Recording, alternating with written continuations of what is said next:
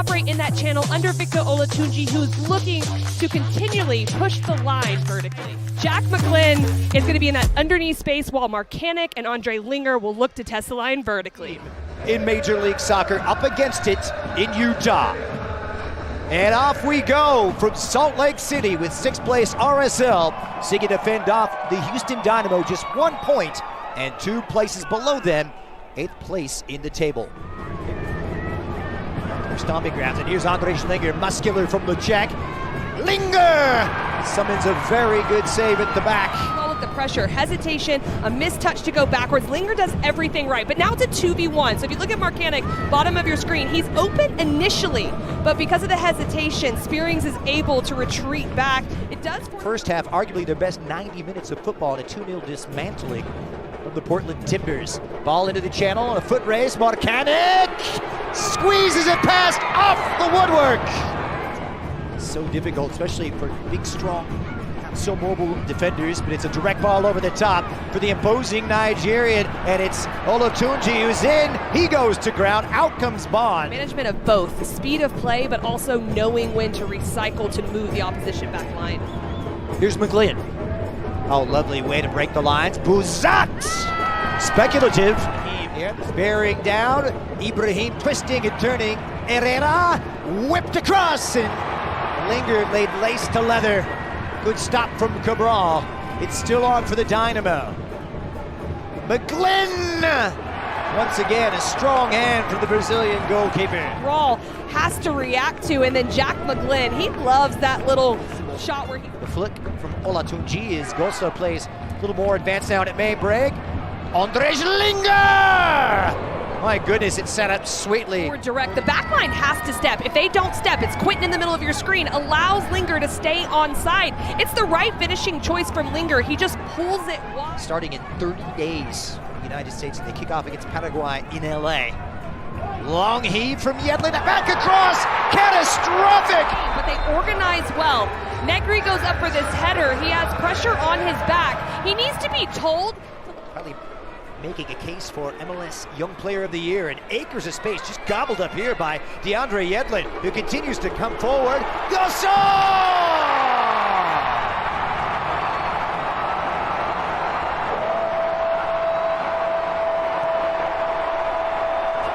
Goso goes Galasso, and Real Salt Lake double their pleasure here in Sandy, 2-0. And he doesn't even think about anything. He gets a wonderful first touch. The top of your screen, Solans was coming across. Instead, he goes wide. That allows DeAndre Yedlin to find Gozo in this area. Sviatchenko for the Dynamo isn't able to come over, but it's his penetrating dribble that starts everything. Well done by Gozo. That is a striker's goal. He understands that it's being shut down the space, he gets the toe on it, and there's nothing that Jonathan Bond can do to stop it. He's flipping out. Take about 43.5% of the ball on average. Made the most of it. Goso looking to do the same. It's Goso! Smooth as you like.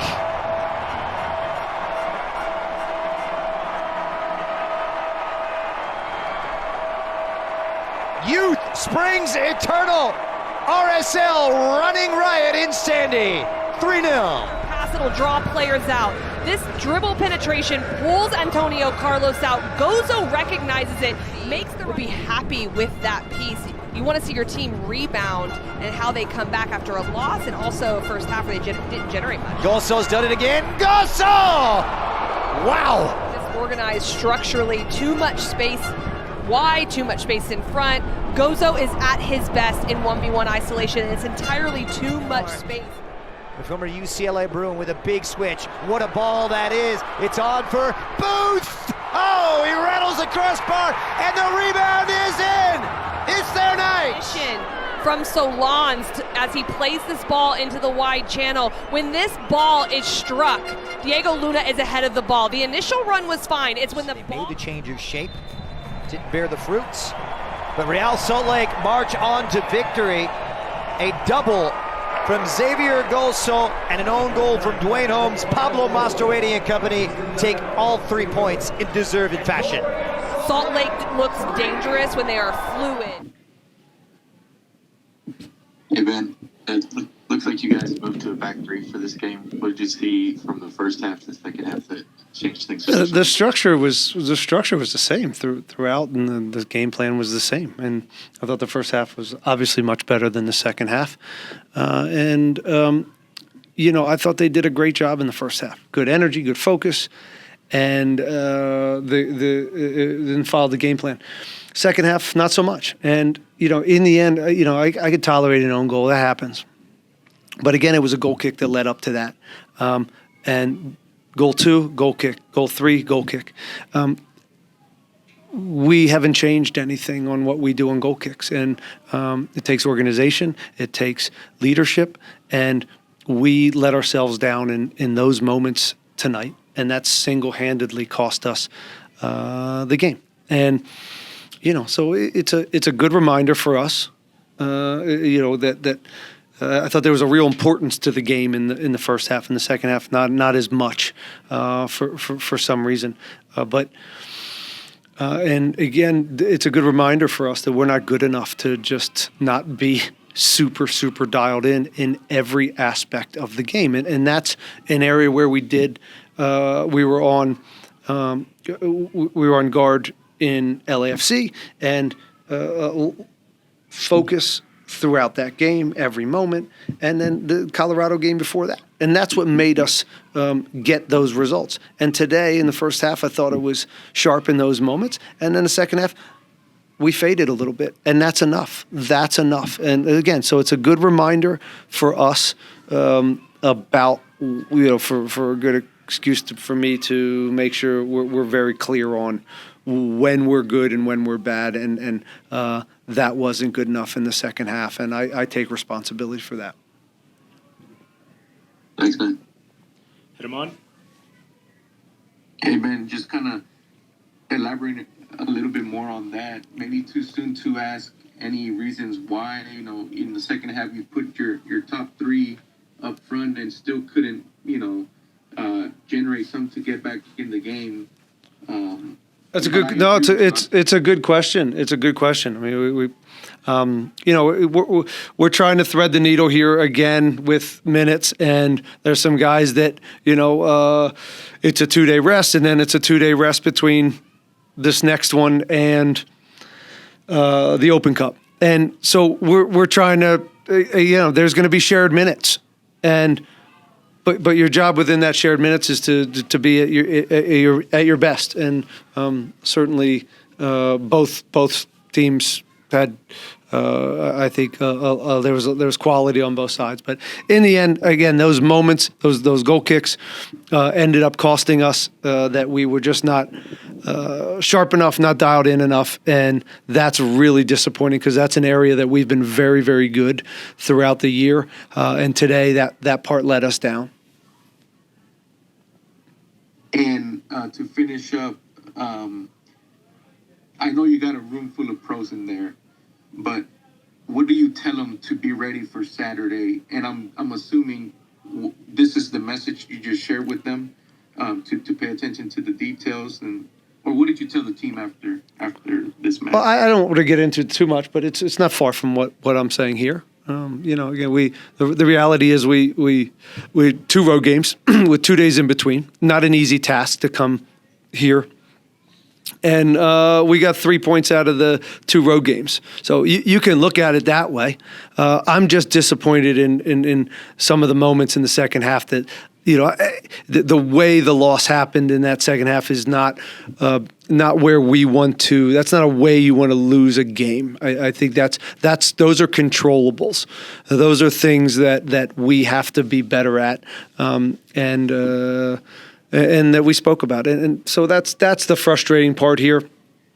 No doom and gloom. We'll patch them up. We got to get back, and we have a very important stretch here. So again, I guess I would say we're using this maybe as a reminder of again what makes us really good, and then where we can't live, and we're just not good enough to live that way. So all these details matter that we spend a lot of time on, and they should we should know better. Thank you, Coach. Safe travels Okay, this week. thank you. Sam? Hi, Ben. Hi, Sam.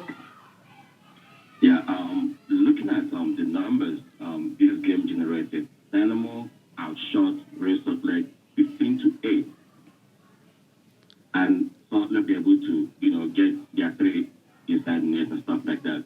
And you spoke about, how the team, followed during the second half and stuff like that. What do you think this team needs to do to compete consistently?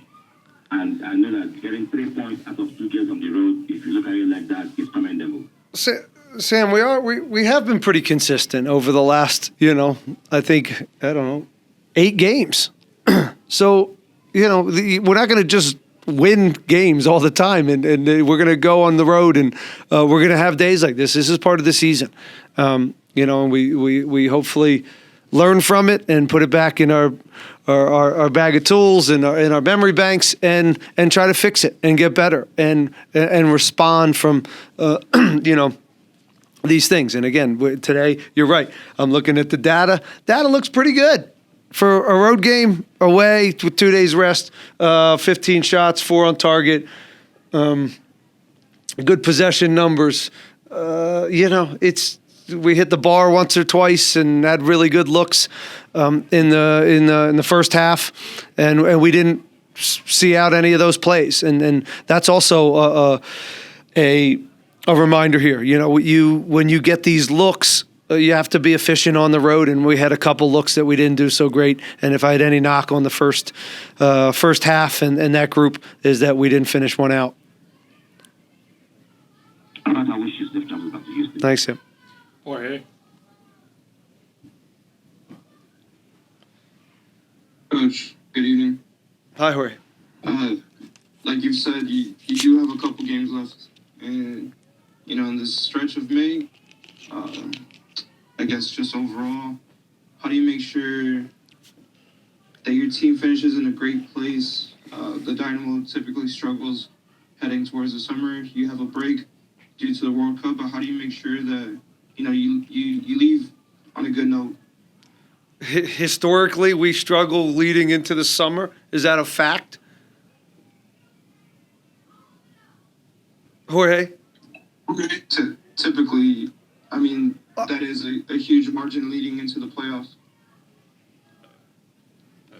I don't understand what you're saying, Jorge. Like, what do you mean? We typically struggle when? How do you make sure to just be consistent? I know you are a consistent coach, a consistent team, in the span of 8-9 games. Just how do you make sure to, leave on a positive note? Sure. Yeah, I that's fine. It's a good question. I just didn't know the trend that we are not good in this moment in time. So we have to get just. It wasn't a terrible game overall. Again, the goal kicks, these moments, these details cost us today.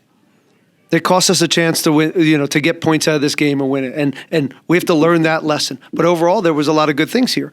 And there was a lot of good things in LA and Colorado. So just getting back to that, again, playing a game like this with all these little details that end up matter, that matter against good teams, especially a team with some of the team speed that they had. All right. We'll go with Sullivan. How important is for the crew to respond quickly after a loss like tonight? Yeah, we want to respond, Selvin. We want to get back and have a good game against Vancouver. And I think we shared some minutes tonight, so we should be fit and ready to go against Vancouver, and we're looking forward to getting back home. Then we got 2 away games after that, so it's been 4 and 5 that are on the road, so it'll be nice to get home and hopefully get some home cooking and play in front of our fans against a very good team in Vancouver. Yeah, it's bad result for us, 3-0. Yeah, we don't like it, but I want to say it's great first half from us. We did really well, but second half was really, really bad.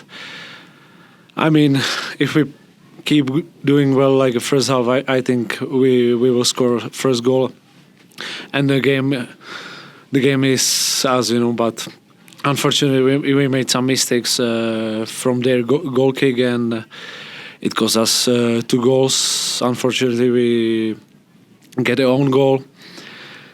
Yeah, bad loss, but we keep pushing. We play into today's another game, so we make sure we are ready on that game and win home in front of our fans. That's it. All right, we'll start with Dustin. Hey, Ondřej, you mentioned Hello. you guys played well in the first half. You had a lot of chances on goal. It seemed like you guys were taking a lot of shots from outside the box. What did you see from Salt Lake's defense in that first half, and maybe how could you guys have capitalized? Yeah, that was the plan from the beginning, because if we get on their half, we said it. Coaches said to us, be patient, 10-15 passes and the chance will come, and the chances, it wasn't like a clear chances, but we had some shots on the goal. Unfortunately, it wasn't goal. So yeah, if we score first half 1 goal, I think the game will be our. So yeah, unfortunately, but we can speak about it. That the truth was second half we didn't perform well. So yeah, that's it. And you guys looking ahead, another quick turnaround for another match. What's the message in the locker room with you guys as you go to another game here real quickly? Yeah, the message was clear from coaches, also from experienced guys. Like heads up, we play good first half, second half we didn't perform, we lost, and we are going into the next game home in front of our fans. Then we play St. Louis quarterfinal, so really important games, and we have 3 games left, and we will do everything to make 9 points. That's the only thing we can do, and I'm pretty sure we are able. We have a great team, great stuff. Everybody is giving maximum, so I hope we will continue on that Saturday and make some fun, no fun, but the joy for our fans, and get 3 points. Thanks, Ondřej. Thank you. Herman. Hey, Ondřej, I agree with your assessment. A tale of 2 halves. The question is, what changed, or why couldn't it have been as dangerous in attack in the second half as it was in the first half? I think it's changed that we concede the goal. We conceded 2 goals quick by another one, and I think we just slowed down. It wasn't that aggressive as it was as the first half. Yeah, it was like it was like, in my opinion, it wasn't aggressive at the first half. Yeah. Mm-hmm. And another question I have for you is, one of the changes I have was subbing off Agustin Reg, obviously minutes, but what can you speak about his performance here lately? You go against him in practice. What can you tell us about Agustin? No, I think I will speak just the positive things, because Agustin comes and he's starting doing really well. He's important for us, and you can see it, coaches play him, and I think he was great this first half. And then I think it was a plan to sub him off, but to his performances, to how he's acting in the dressing room. He's a young guy, and for me, I'm impressed by him, and he needs to push day by day, and I think he will be important defender for Houston in the future. But we have guys I mean, we have really great defenders this year. Antonio, Felipe, Eric. I don't want to forget any names, but we are really great group, and you can see like Augu learn from that experienced guy, and yeah, I'm pretty happy that he's playing. And the last one from me is, how do you assess your performance tonight? You had a start in league play. This is a big opportunity for you after given the last incident, and what did you learn from that incident, but assess your performance tonight, the opportunity that was given to you to start tonight. I mean, I think I played the good game, but it's not on me, I think the coaches knew about my quality. I think I deserve this chance, and yeah, I will push again. That's what I can say. Thank you, Lingr. Thank you. All right, Sullivan. What made it difficult for the forwards to break down Real Salt Lake defense tonight? Sorry, once again, please. What made it difficult for the forwards to break down the Real Salt Lake defense tonight? I think we had chances, but they defended well, Unfortunately, we didn't score like I said, but it wasn't, during the game, it wasn't a clear chance, so I think it was unlucky.